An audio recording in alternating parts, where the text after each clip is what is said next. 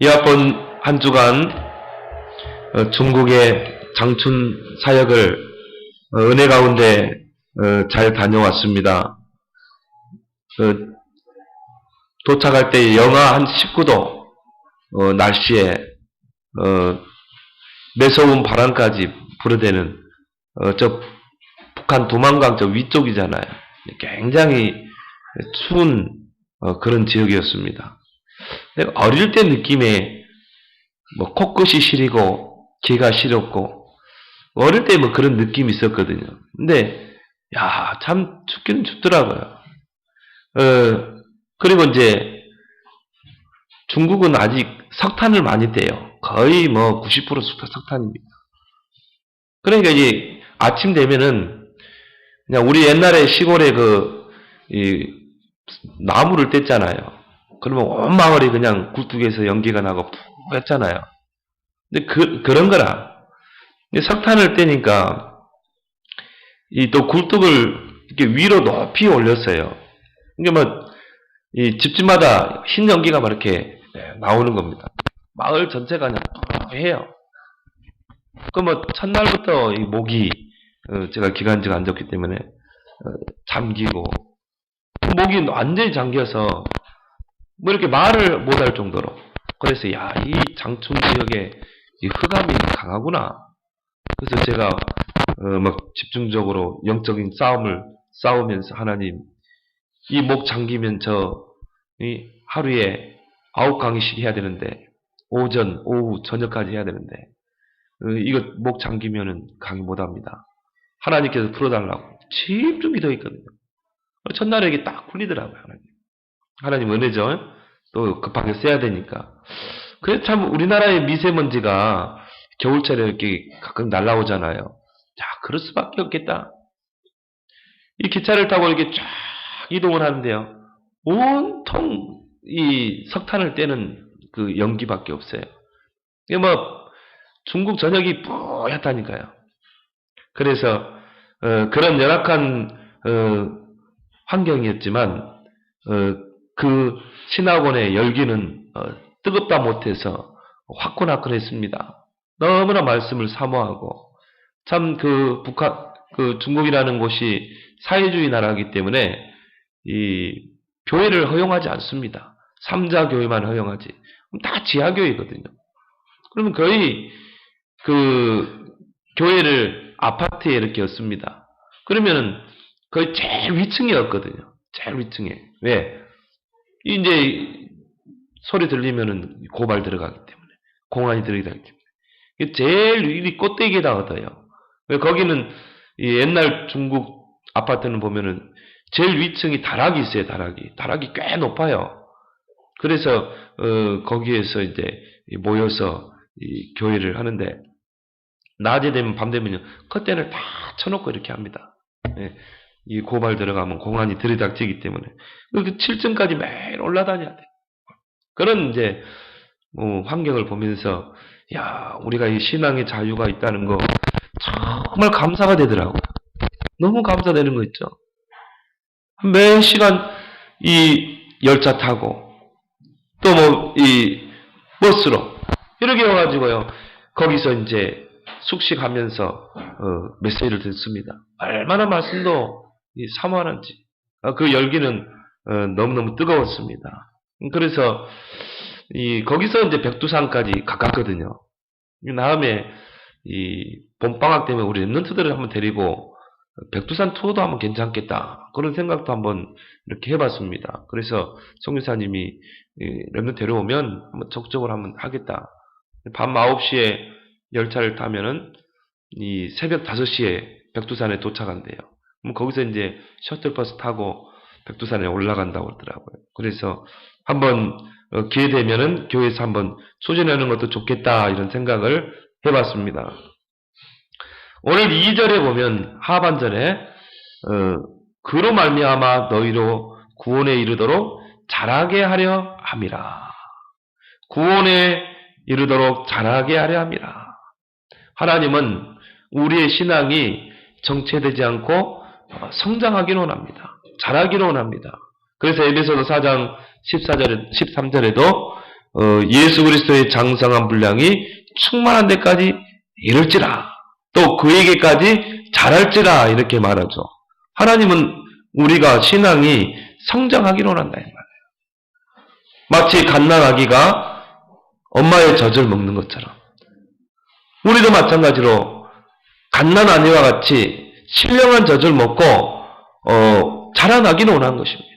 그래서 우리는 어떻게 해야 돼요? 갓난아이들 같이 신령한 젖을 사모하라. 오늘 2절에 보면 나오죠. 갓난아이들 같이 순전하고 신령한 젖을 사모하라. 여러분, 갓난아기에게는요 엄마의 젖은 생명과도 같습니다. 젖을 안 먹으면 큰일 나게 돼 있어요. 그래서 이 갓난아기는요 충분히 충분한 엄마의 젖을 먹어야지, 먹지 않으면 어떻게 돼요?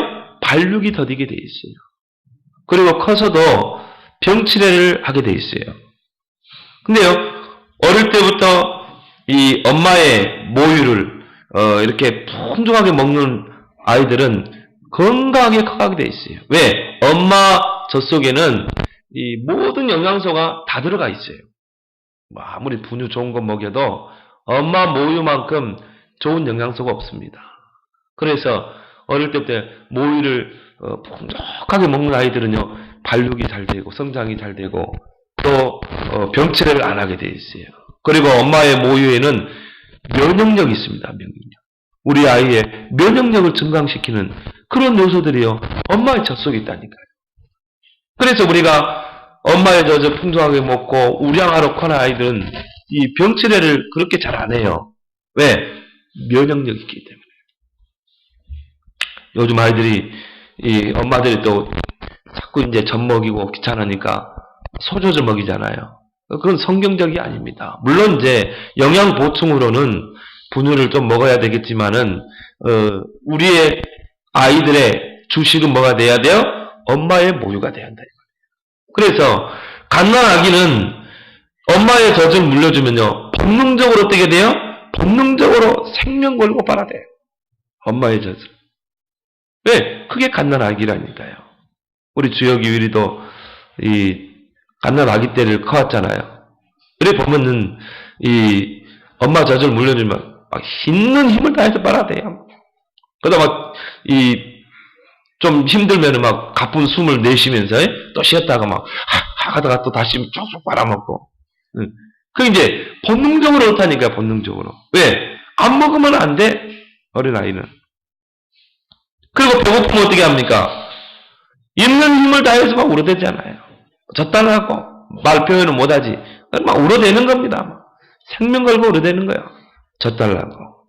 그래서 젖을 물려주면요 금세 그치잖아요. 그리고 이제 젖을 배불리 먹으면 어떻게 합니까? 이제 내뱉죠. 배부르다는 사인이잖아요. 혓바닥으로 내뱉어요. 그리고 이제 트름 꼬르륵 한번 하고, 그러고 나서 이제 뭐 기분이 좋아가지고 막 싱글벙글 웃고 그러잖아요. 갓난아기가 그렇다니까요. 이 엄마의 젖을 먹으면서 아이는 이 행복을 느끼고, 그러면서 이 아이는 영양소를 섭취하고 성장하게 되고 또 면역력을 키우게 되고, 마찬가지입니다. 구원받은 우리 성도도 신령한 젖을 먹어야 될 줄 믿습니다. 오늘 여기 보니까 순전하고 신령한 젖을 사모하라. 그걸 뭐 말하죠? 신령한 젖을 집중해라. 신령한 젖을 우리는 늘 가까이 해라. 집중해라. 여러분, 신령한 젖은 우리의 영적 성장에 필수적인 것입니다. 이거는요 먹지 않으면 안 돼요. 먹지 않으면요 기아 상태가 됩니다. 신령한 젖을 우리는요 사모하고 집중해서 먹어야 돼요. 그 신령한 젖이 뭡니까? 복음의 젖입니다. 복음의 젖을요 풍성하게 먹고 자라야 돼요. 우리 아이들도 마찬가지입니다. 어릴 때부터 복음의 젖을 먹어야 한다니까요. 또 말씀의 젖을 먹어야 됩니다. 말씀은 성경에 뭐라고 했어요? 우리의 성장을 위한 젖이다. 신령한 젖이다. 그래서 이 말씀을 우리가 늘 듣고 읽고 이걸 통해서 우리에게 영적인 영양소가 공급되는 겁니다. 그리고 이걸 소화시키는 기도를 통해서 이제 우리가 영적으로 건강해지는 거죠. 영적으로 성장하는 것입니다. 어떻게 보면 전도는 그것으로 말미암아 나타나는 결과죠. 열매죠. 여러분이 복음, 말씀, 기도로 충만하게 되면 전도의 열매는 맺히게 될 줄 믿습니다. 이게 신령한 젖이라니까요. 우리의 영적 성장에서 필수적인 거라니까요. 감당하기는 엄마의 젖이 필수적인 거예요. 성도에게 영적 성장의 필수적인 게 뭡니까? 신령한 젖이라니까요. 로마서 10장 17절에 믿음은 들으면서 나고 들음은 그리스도의 말씀을. 어떻게 하면 우리의 믿음이 성장할 수 있는가? 들어야 돼요. 복음을 들어야 돼요. 하나님의 말씀을 들어야 돼요. 그럴 때 영적 성장이 이루어지는 것입니다. 요한계시록 1장 3절에 이 예언의 말씀을 읽는 자, 듣는 자, 행하는 자는 복이다. 우리가 어떻게 합니까? 말씀을 계속 듣고 말씀을 녹취하고 또 말씀을 묵상하고 또 말씀을 읽고 또 말씀을 행하고 그런 집중을 통해서 우리의 신앙이 세워지고 영적인 우량하로 커가게 될 줄 믿습니다. 영적으로요. 쫙 튼튼해야 돼요. 흔들리지 않게. 영적인 우량하. 신령한 젖을 풍성히 먹으면 영적으로 성장할 수 있다는 것입니다. 그래서 이 신령한 젖에는요, 필수 영양소가 풍부합니다. 여러분이 복음 속에, 말씀 속에 들어가게 되면 그 속에서 필수 영양소가 있다는 거예요. 그리고요, 영적인 면역력이 거기에 있습니다. 여러분, 면역력이 어떤 겁니까? 면역체계가 뭐예요? 나쁜 세균들이 우리 몸에 침투했을 때, 병균이 침투했을 때 어떻게 합니까? 면역력이 있어야 이걸 싸운다니까요. 이거를 이 세균과 나쁜 세균, 그런 병균과 싸워서 이기는 것입니다. 이게 면역력인 것입니다. 이게 면역체계인 것입니다. 우리가 신령한 젖을 먹고 영적으로 면역력이 강해지면 어떻게 합니까? 어떤 문제도 이겨낼 수 있어요. 어떤 어려움도 이겨낼 수 있어요. 어떤 환경도 다 이겨낼 수 있는 것입니다. 요셉과 같이 노예로 팔리고 감옥으로 가도 그 환경을 이겨낸다니까요. 왜? 영적인 면역력이 강한 거예요. 다윗처럼 숱한 어려움을 당하고 죽을 고비를 넘기고 그래도요 여호와를 바라보잖아요. 믿음을 잃지 않잖아요. 영적인 면역력입니다. 여러분이 이 집중 시간표를 통해서 이런 영적인 면역력을 회복하기 바랍니다. 오히려 그 문제를요 축복으로 만들 수 있는 것입니다. 말세 때가 되면은 영적 기갈 시대가 옵니다. 사람들은요 영적으로 기갈해지고 또 영적으로 많은 사람들이 이 영적인 축복을 영향을 공급받지 못하기 때문에 많은 사람들이 기아 상태로 빠지게 되죠. 이게 말세 현상입니다. 그래서 제가 이번에 이 장춘 신학원에 이렇게 가서 강의를 하는데요. 야, 이 사람들이 말씀을 얼마나 사모하는지 몰라요. 토시 하나 안 놓치려고요. 기록하고 끝나고 나서는 또 칠판을 또 이렇게 사진을 뭐 찍고 그리고 내가 딱 강의하잖아요. 그럼 여기다가 핸드폰을 싹 다 갖다 놔요. 그 녹음해서 들으려고. 그 통역한 사람 그 중국어를 들으려고 가지고 와서. 나 그걸 보면서요. 뭘 느꼈냐면은 야, 저게 우리 한국교회 80년대 모습이다. 우리 80년대 얼마나 뜨거웠습니까? 얼마나 막 기도운동, 정말 이 기도운동 막 기도원에서 모이고 기도하고 말씀 사모하고 막 이랬잖아요. 한참 한국교회 막 부흥할 때였죠. 그때 모습을 제가 보는 것 같아요. 이 사람들이 뭐 잘하지도 못한 설교인데 강의인데도 막 특강해달라고 그러고요. 한번 더 해달라고. 저녁 보통 8시, 9시에 끝나거든요. 그러면 더 해달라는 거예요. 야, 말씀을 너무 사모하고요. 야, 참, 그래서 중국 서열 5위 누굽니까? 그 사람이 그런 이야기 했죠. 앞으로 중국은 50년 후에 기독교 국가가 된다. 그런 이야기 했잖아요. 그러니까 뭐, 곳곳에 교회가 막 일어나는 것입니다. 눈에 보이지 않는 지하교회가요, 확 차 있어요. 근데 하나님이 그 중국 복음화를 한국 교회에 맡긴 것입니다. 왜? 얼굴 비슷하지. 가깝지. 근데 지금요, 이 한국에서 들어간 선교사들이요, 이 중국에 들어간 선교 굉장히 제일 많을 거야. 제일 또 교역량도 많고. 그래서 이 지금 중국의 화교들이 안 간 데가 없어요. 자, 미국, 서남아시아, 동남아시아에 가보면 거의 중국 사람들이요 경제를 다 잡고 있어요.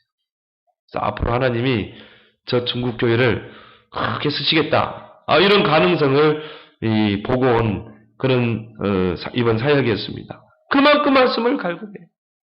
말씀을 사모해요. 근데요, 말세 때가 되면 될수록 영적인 기갈 시대가 오는 것입니다. 교회는 이제 더 이상 신령한 젖을 줄 수 없는 곳으로 변질되게 되는 것입니다. 교회는 자꾸 종교화되고 세속화되고 다원화될 수밖에 없어요. 예수님도 말세 현상에 대해서 이야기했잖아요. 하나님을 그 마음에 두기 싫어합니다. 쾌락을 사랑합니다. 돈을 사랑합니다. 그래서 교회가요, 이 배금주의, 무조건 교회만 키우려고 하는 거예요. 이런 신앙의 그런 윤리 그런 게 없는 것입니다. 무조건 내 교회만 키우면 되는 것입니다. 그리고 돈으로 뭔가 이 교회를 사고 파는 이런 시대가 된다 이 말이에요. 말씀은 없습니다. 점점 종교화되고 있습니다. 영적인 기갈 시대. 그래서 에레미야애가 4장 4절에 예레미야 선지자는 정말 포로로 잡혀가는 그 이스라엘을 바라보면서 탄식하면서 이런 고백을 하죠. 어린아이가 떡을 구하나 떼어줄 사람이 없다. 갖는 아기들이 먹을 것 떡을 떼달라고 하는데 떼어줄 사람이 없다니까요. 떡이 뭘 상징합니까? 말씀, 복음. 말씀이 희귀하다니까요. 여러분 기존교회 가서 한번 메시지 들어보세요. 우리 교회가 잘났다는 말 아닙니다. 우리 교회가 뛰어나다는 건 아닙니다. 현실이 그러니까. 말씀이 희귀하다니까요. 복음이 희귀하다니까요. 거의 종교적으로 흘러간다니까요.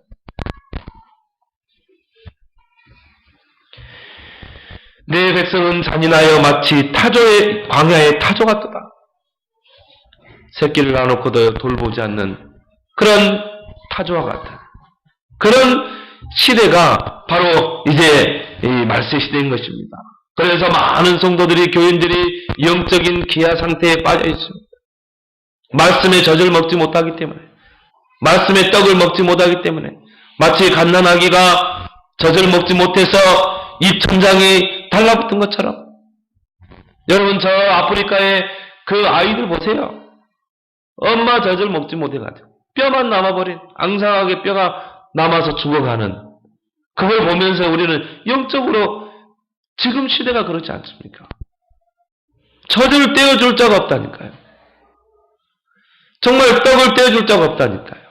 점점 시대는요 영적으로 메말라가는 것입니다. 그럴수록 우리는 영적으로 풍성해야 될 줄 믿습니다. 그래서 하나님 집중 시간표를 할 거예요. 여러분 막 힘드시죠? 예? 녹취할라, 성경 읽어야지, 또 암송해야지, 또 기도 수업해야지. 예? 네, 여러분 그게 여러분의 각인을 바꾸고 여러분의 영적 성장의 시간표인 줄 믿습니다. 여러분도 모르게요. 영적으로 확 성장하게 되지. 엄마가 잘 먹어야 젖이요 풍성해져요. 그래야 어떻게 해요? 아기를 건강하게 먹일 수 있잖아요. 엄마가 밥을 안 먹고 엄마가 영적으로 기갈되면 어떻게 아이에게 젖을 물릴 수 있습니까? 아기가 젖을 빨아대도 젖이 안 나오는데 여러분은요 막 젖이 너무 많이 나와가지고 막 우리 집사람 어릴 때 보니까 애기 키울 때 보니까 젖이 막 남아 돌아가지고 그럼 막 다른 사람까지 줄 수 있고 그래야 돼요. 우리 어릴 때는 그랬잖아요. 막 젖동량하고 그랬잖아요. 저도 이제 이 어머니가 쌍둥이를 낳아가지고요. 젖동량 많이 했다고 하더라고. 그럴 수밖에 없죠. 두 아이를 먹여야 되니까. 그러니까 여러분이 잘 먹어야 돼요. 갓나기를 키우는 엄마는 잘 먹어야 젖이 풍성하잖아요. 그래야 우리 아이를 풍성하게 먹일 수 있는 것입니다. 여러분이 정말 이 집중을 통해서 하나님의 복음으로 충만하고 여러분이 정말 말씀의 신령한 젖을 먹고 여러분이 풍성해질 때 다른 사람까지 살릴 수 있는 줄 믿습니다. 다른 사람까지 살린다니까요. 현장을 살린다니까요. 하나님이 여러분들을 이 말세 시대 전도자로 부른 것입니다. 그걸 넘어서 우리는 미래를 내다보고 렘넌트를 키워야 되기 때문에 여러분들이 건강해야 돼요. 여러분이 영적으로 우량해야 돼요. 여러분이 영적인 면역력을 키워야 돼요. 앞으로 어떤 문제와 어떤 어려움이 올지 모릅니다. 지금 차별법이요. 국회에 계류 중입니다. 폐지된 게 아닙니다. 벌써 우리 집사람 전화 왔잖아요. 전도지 갖다 넣으면 민원 걸겠다고. 이거는 이제 시작일 뿐입니다. 앞으로. 그만큼 사람들이 말씀을 싫어하는 거예요.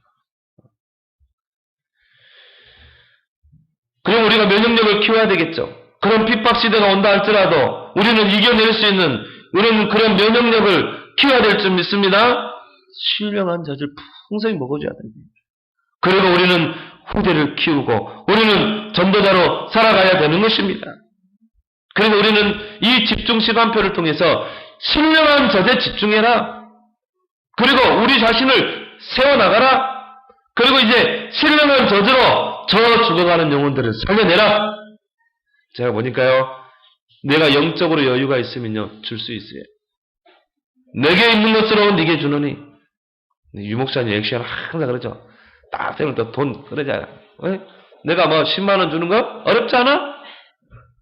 또 더 10만 원 더 줄 수 있어? 뭐 돈 자랑하는 겁니까? 그게 아닙니다. 내가 있으면 풍족하면 줄 수 있는 거예요. 그죠? 그러니까 돈을 누가 1000만 원 빌려갔다.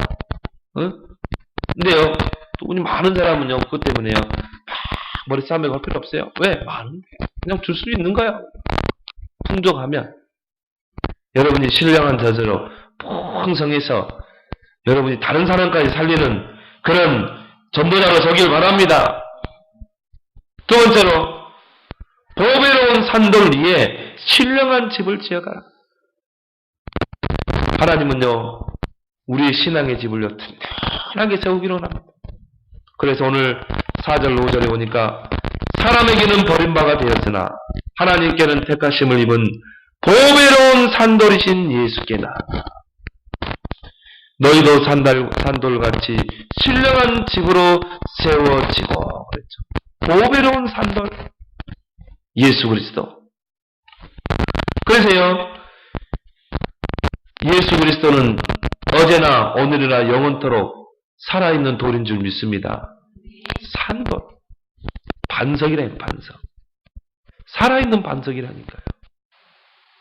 그 반석을 치니까 어떻게 됩니까? 광야길을 가는 동안에요.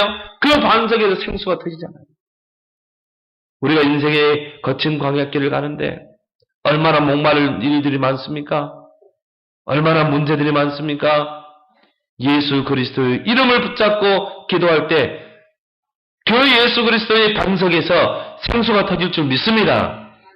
그게 신앙생활이에요. 보배로운 산돌이다. 보배로운 반석이다. 살아있는 돌, 살아있는 반석. 그래서 예수 안에 생명이 있는 것입니다.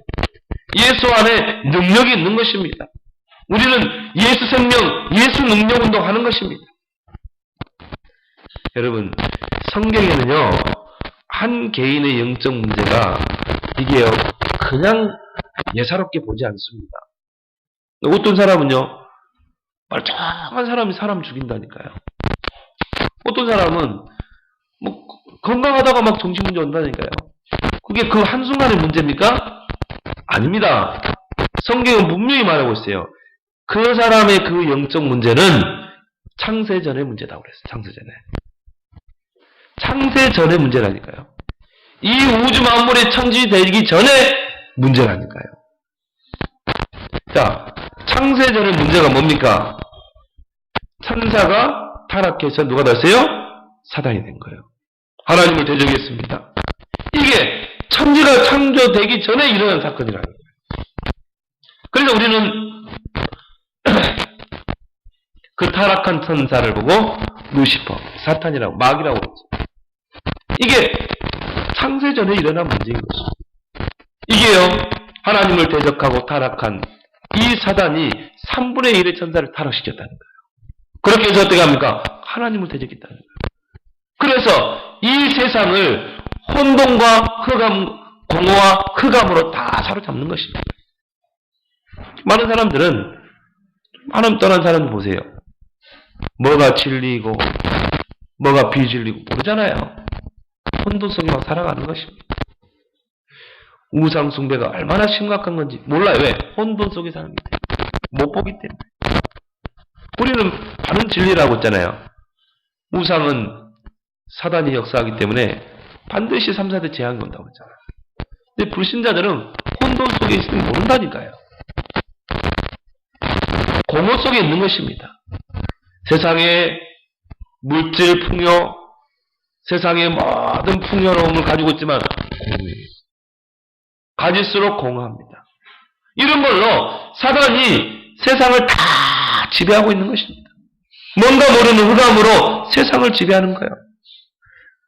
나도 모르게 이런 창세적인 문제가 와 있었던 거예요. 그리고요, 오래된 문제입니다, 이게. 한순간의 문제가 아니라니까요. 오래된 문제였어요. 창세기 3장, 6장, 11장. 내 힘으로 하나님 어디 있어? 내가 주인이지? 하나님은, 눈에 보이는 하나님은 없어? 내가 하나님이야?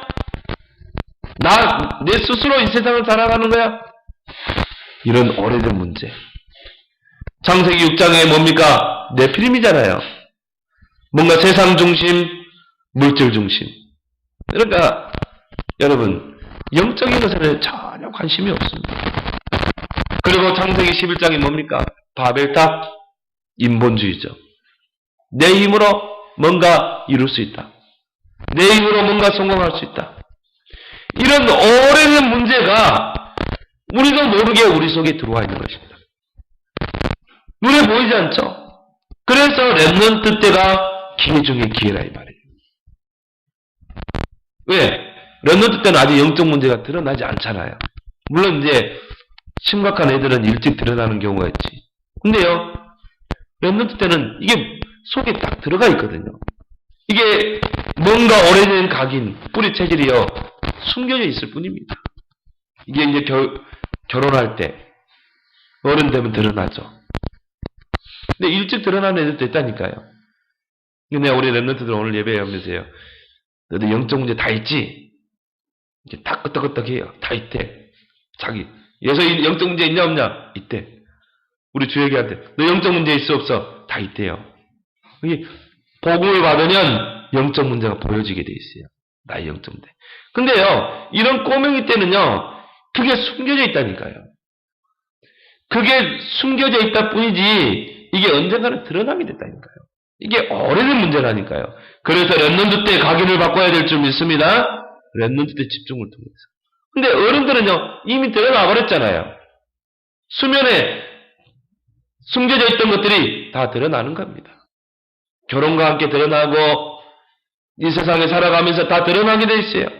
그래서 어떤 사람은 영적 문제로, 어떤 사람은 정신 문제로, 어떤 사람은 육신의 문제로, 다 삶의 문제로 드러나는 것입니다. 이게 오래된 문제라니까요. 그리고 이게 가문의 문제입니다. 이 사람의 영적 문제, 가문의 문제입니다. 왜? 우리 가문이 이런 무속, 점술, 우상, 미신, 이런 흑암 문화의 배경 속에서 살아왔잖아요. 나도 모르게 그게 들어와 있어요. 나도 모르게 우리 안에 각인되고 뿌리 내리고 체질로 다 굳어져서 이제 영적 문제로 드러난 것 뿐이죠. 그럼 여러분, 이런 문제들이요, 한순간에 해결되겠습니까? 그렇지 않습니다. 오직 집중 속에 들어갈 때 해결될 줄 믿습니다. 집중 속에 들어가야 돼요. 아니, 제가 중국의 그 호텔 들어갔는데, 이 우상이 탁 로비에 있더라니까요. 이 칼을 딱 이렇게 들고 수염 긴 우상이 호텔 로비에 있더라니까요. 근데 그 앞에 이렇게 향이 피워져 있고, 그 앞에 제사 음식이 딱 차려져 있어요. 그러니까, 그런 귀신을 숭배하고 있는 거예요. 그래서 제가 선교사님 물어봤거든요. 이 호텔마다 그런 우상이 다 있대요. 그래서 제가 이제 그 호텔에서 이제 이렇게 숙식을 하는데, 뭐, 별 3개짜리 호텔이라고 하는데, 너무 낙후돼가지고, 이게 복원이 안 돼가지고, 밤에 옷을 이제 2겹, 3겹 껴입고 잤다. 그만큼 추워요. 근데 이게 딱 이게 눌리는 거 있죠. 그런 느낌이 딱 와요. 아, 이 호텔의 흑암이 강한 지역. 뭔가 이 느낌이, 흑암이 강하다는 느낌이 와요. 그래서요, 제가 막 밤에 영적인 싸움을, 목이 잠기고, 이러면서 사단이 방해를 하는 겁니다. 그래서 제가 성교사님한테, 성교사님, 이 장춘의 흑암이 강하네요. 그러니까 그분이 하는 말이, 보통 강한 게 아닙니다. 보통 강한 게. 그래서요, 이렇게 창세전의 문제, 오래된 문제, 가문의 문제, 이런 것들이 우리 안에 각인되고 뿌리내리고 차질이 있다가 영적 문제를 드러난 것입니다. 그래서 오직 예수 그리스도가 아니면 해결이 안 되게 돼 있어요. 오직 우리의 보배로운 산돌이신 예수 그리스도의 이름으로 이 문제가 해결되는 줄 믿습니다. 하나님의 아들이 오신 것은 마귀의 일을 멸하라 하십니다. 그리스도 예수 안에는 생명의 승리의 법이 죄와 사망의 법에서를 해방했노라. 그래서 오늘 5절에 뭐라 나왔습니까? 너희도 산돌같이 신령한 집으로 세워지고, 우리 인생의 보배로운 산돌이신 예수 그리스도 위에 우리의 신앙의 기초를 탄탄히 세워나가야 돼요. 네, 살아있는 반석입니다. 그 위에 우리의 신앙의 기초를 든든히 세우고 신령한 집으로 세워가야 될 줄 믿습니다. 그래서 베드로가 그리스도를 고백할 때 반석 위에 내가 교회를 세우겠다. 그겁니다. 신령한 집. 반석 위에 내가 내 교회를 세우겠다. 음부의 권세가 너를 해치 못할 것이다. 천국 열쇠를 너에게 주겠다. 예수 그리스도의 그 살아있는 반석 위에 여러분의 신앙의 기초를 든든히 세우고 신령한 집으로 세워가기를 예수 그럼 축원합니다. 그 신앙은요 절대 흔들리지 않습니다. 네, 반석 위에 세워진 집입니다. 왜 교회에 오래 다녔는데 신앙이 부실합니까? 복음이 아닌 다른 것 위에 집을 지었기 때문에 그래요. 결국 복음 아닌 것들은요 결국은 무너지게 되어 있어요. 복음 없이 오래 신앙생활할수록 무너지게 되어 있는 것입니다. 그래서 유대교회가 무너졌잖아요. 복음이 아닌 율법과 종교 위에 세워졌기 때문에. 그 복음을 십자가에 못 박았기 때문에. 러시아 교회가 왜 무너졌습니까? 결국은 복음 아닌 다른 것 위에 세워졌기 때문에. 결국은 그리스도의 복음 아닌 다른 것에 세워지면요 세워질수록 무너지게 되어 있습니다. 무너질 위험이 크게 되어 있어요. 무너질 때는요 완전히 무너지게 되어 있어요. 그래서 우리가 이 집중훈련을 통해서 우리의 근본, 기본, 기초를 싹 다 바꿔야 돼요.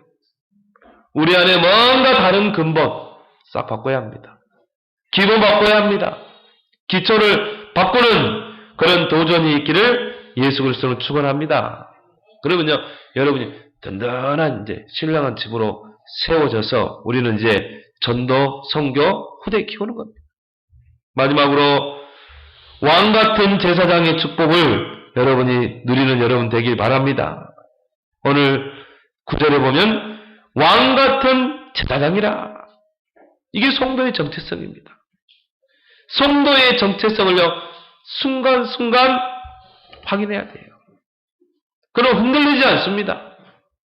오늘 9절에 뭐라 나왔습니까? 너희는 택하신 족속이요. 하나님이 택한 자라 이 말이에요. 에베소서 1장 3절에 창세 전에 택한 자다. 천지가 창조되기 전에 하나님이 여러분을 택한 겁니다. 구원 주기로. 그리스도 예수 안에서 예정하셨다. 이게 구원의 비밀입니다. 엄청난 거죠. 이게 여러분과 상관없이 하나님을 선택하셨다니까요. 여러분이 지음을 받기 전부터 하나님이 구원의 선택을 하신 것입니다. 예정하신 것입니다. 그래서요, 택하신 족속이라 이렇게 말했어요. 하나님 나라의 족속인 것입니다. 중국에는 한 55개 부족이 있다고 그랬죠. 족속이 있다고 그랬죠. 그 중에 이제, 이 족속이 조선족이잖아요. 55개 부족이 살고 있는 게 중국이라니까요. 근데요, 풍습이요, 다 달라요. 문화도 다 달라. 조선족들, 이 보면요, 풍습과 문화가 다르고, 저 위그르족, 저 묘족, 다 다릅니다. 풍습이. 자기들만의 풍습과 자기들만의 문화가 있는 것입니다. 우리가 이 땅에 살지만 우리는 하나님 나라의 족속인 것입니다. 하나님이 택하신 족속이기 때문에 하나님 나라의 풍습과 문화를 가지고 살아야 될 줄 믿습니다. 세상에서 살지만은 우리는 세상에 동화되지 않고 하나님 나라의 백성의 그 문화와 풍습을 가지고 살아야 되는 거예요. 하나님 자녀만이 가지고 있는 독특한 삶의 방식이 있는 것입니다. 그래서 우리는 예배드리러 왔잖아요. 오늘 주일날 다른 사람들은 다 놀러도 가고 집에서 쉬지만 우리는 주일날 와서 예배드리는 겁니다. 우리는 정말 성경을 읽는 겁니다. 성경을 우리 인생의 이 기준으로 삼고 사는 겁니다. 내가 어떻게 이 세상을 살아갈 것인가? 텍스트, 성경. 우리는 그래서 기도 생활하는 겁니다. 이게 하나님의 나라의 족속의 풍습과 영적인 풍습과 문화라니까요. 그런 독특함이 있어야 한다 이 말이죠. 그게 우리의 정체성이라 이 말이에요. 그러면서요, 왕 같은 제사장이다. 그냥 제사장이 아니라 왕 같은 제사장. 그건 뭐 말합니까? 왕적인 권세를 가진 자. 제사장적 권세를 가진 자인 줄 믿습니다. 그래서 우리가 예수 그리스도 이름으로 기도할 때 사단이 결박되는 겁니다. 예수 그리스도 이름으로 기도할 때 저주의 세력이 떠나가는 겁니다. 재앙이 떠나간다니까요. 그 권세를 우리에게 주셨다니까요. 너희가 뱀과 정갈을 밟으며 원수의 모든 능력을 제어할 권능을 줬다. 너희가 내 이름으로 뭐요? 귀신을 쫓아내며. 자, 여러분, 이걸 날마다 순간순간 확인하길 바랍니다. 왕적 권세, 제사장적 권세. 그러면서 오늘 9절에 보니까 거룩한 나라요 그랬죠. 거룩한 나라. 거룩한 나라는 하나님의 나라를 말합니다. 예수님이 40일 동안 감람산에서 집중했던 하나님의 나라. 그래서 하나님의 나라라는 것은 통치적인 개념이에요. 통치적인 개념. 하나님이 통치하신다. 내게 하나님의 나라가 임했다는 말은 뭡니까? 하나님이 이제 통치하는 거예요. 전에는 우리가 마귀에 소속되고 마귀에게 종노를 했지만 이제는 하나님이 내 안에 성전 삼고 하나님의 나라가 내게 임하는 것입니다. 그러니까 하나님의 통치를 여러분이 받는 거예요. 그게 바로 거룩한 나라요. 그렇다면 우리가 하나님 나라의 배경을 가지고 그 보호를 받고 이 땅을 사는 줄 믿습니다. 제가 중국 장춘 공항에 딱 내리니까요. 문자가 딱 왔어요. 어디서 왔을까요? 우리나라 외교부에서 문자가 딱 왔어요. 근데 문자를 이렇게 딱 보니까 중국을 여행할 때 위급한 사항이 발생할 때는 이 영사 콜센터로 즉시 전화해서 필요한 조치를 받으시기 바랍니다. 이런 문자가 딱 오면서요. 저 북한 국경 지역, 또 신장 위구르 지역, 티베트 지역을 여행할 시에는 여행을 자제해 주시고, 만약 그쪽으로 여행을 했다가 위급한 상황이 왔을 때는 영사 콜센터로 즉시 전화를 하십시오. 밑에 전화번호 다 적혀 있는 거 있죠. 왜 그런 문자가 옵니까? 내가 대한민국 시민이기 때문에 그래요. 그렇기 때문에 대한민국이라는 나라의 보호를 받는 것입니다. 우리가 거룩한 하나님의 나라 백성이기 때문에 하나님은 천군 천사를 통해 우리를 보호하시는 줄 믿습니다. 왜요? 하나님이 통치하는 기 때문에. 하나님이 통치하는 하나님 나라 백성이기 때문에. 그거를 우리가 어떻게 하라고요? 순간순간 확인해라. 그러면서 오늘 그의 소유된 백성이니 하나님의 소유된 백성이다. 하나님의 소유 안에 있다. 하나님이 여러분을 붙잡고 있는 줄 믿습니다. 절대 망할 수 없는 거야. 왜? 하나님의 소유. 절대 망할 수 없는 것입니다. 그러면서 오늘 여기 보니까 이는 너희를 어두운 데서 불러내어 그의 기이한 빛에 들어가게 하신 이의 아름다운 덕을 선포하게 하라. 기이한 빛을 선포할 자다. 이 선지자적인 권세를 우리에게 주신 줄 믿습니다. 기이한 빛을 선포하라. 선지자적인 권세. 그럼 그렇다면 여러분, 그리스도의 세 가지 권세가 우리에게 와 있는 줄 믿습니다. 이게 엄청난 겁니다. 자, 기이한 빛을 이 어두운 세상에 선포할 자. 선지자적인 권세. 사단의 권세를 꺾을 수 있는 왕적 권세. 모든 저주와 재앙을 물리칠 수 있는 제사장적인 권세가 우리에게 와 있다는 거예요. 이거 엄청난 거예요. 이거는요, 그리스도의 비밀을 아는 자만이 누릴 수 있어요. 여러분, 전에 베드로전서 2장 9절 많이 읽었겠죠? 저도 신학교 다닐 때 많이 읽었어요. 암송도 했습니다. 근데 그때는 이게 뭔 말인지 몰랐어. 근데 내가 이 그리스도 비밀을 깨닫고, 아, 예수님은 십자가에서 그리스도 일을 통해 선지자, 제사장, 왕의 일을 하셨구나. 예수님이 십자가에서 그리스도 일을 통해, 직분을 통해 왕적 권세를 가지고 사단을 권세를 깼구나. 제사장적 권세를 가지고 모든 죄와 저주에서 우리를 해방시켰구나. 선지자적인 권세를 가지고 하나님 만나는 길을 열었구나. 이걸 깨닫는 순간 이게 딱 보이더라니까요. 베드로전서 2장 9절. 야, 내가 왕 같은 제사장이네. 이 기이한 빛을 선포할 자네. 그렇다면 그리스도의 권세가 내게 와 있는 거 아니냐? 내게 왕적 권세, 제사장적 권세, 선지자적인 권세가 있는 거 아니냐? 야, 이건 엄청난 거잖아요. 여러분 누리시기 바랍니다. 이 세 권세 누리면요, 가는 곳마다 사단이 벌벌 떨게 돼 있어요. 가는 곳마다 어둠이 떠나가게 되는 것입니다. 가는 곳마다 저주가 떠나가게 돼 있어요. 재앙이 떠나가게 돼 있습니다. 여러분이 가는 곳마다 그리스도가 선포되는 곳에 생명이 사는 역사가 일어날 줄 믿습니다. 축복된 사명이에요. 최고 축복된 사명입니다. 기이한 빛을 선포할. 여러분, 전도는요, 최고 축복된 사명인 줄 믿습니다. 힘든 게 아니에요. 진짜 전도를 알면요, 그 속에 모든 축복이 다 있다니까요. 기이한 빛을 선포하게 하랍니다. 왜 그냥 빛이라고 안 하고 왜 기이한 빛이라고 그랬습니까? 세상이 알지 못하는 빛이라 해봐요. 세상은 도무지 모릅니다.